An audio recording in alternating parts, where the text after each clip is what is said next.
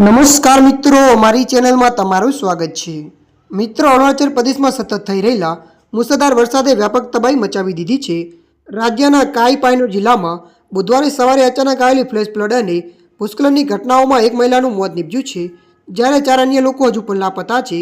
આ કુદરતી આપત્તિમાં 17 લોકો ઘાયલ થયા છે, જેમાંથી 3ની હાલત અત્યંત ગંભીર હોવાનું કહેવાય છે। ભારે વરસાદના કારણે જિલ્લાના અનેક ભાગોમાં માર્ગ સંપર્ક સંપૂર્ણપણે તૂટી ગયો છે અને સેંકડો મુસાફરો રસ્તામાં ફસાયા છે।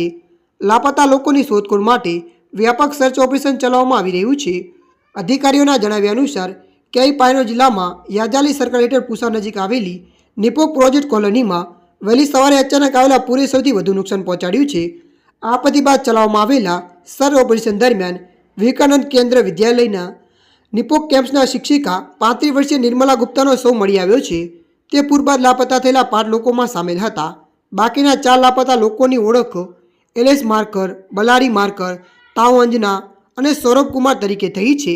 ખરાબ હવામાનના કારણે બુધવારે સાંજે સર્ચ ઓપરેશન રોકી દેવાયું હતું, જે ગુરુવારે સવારે ફરી શરૂ કરાશે।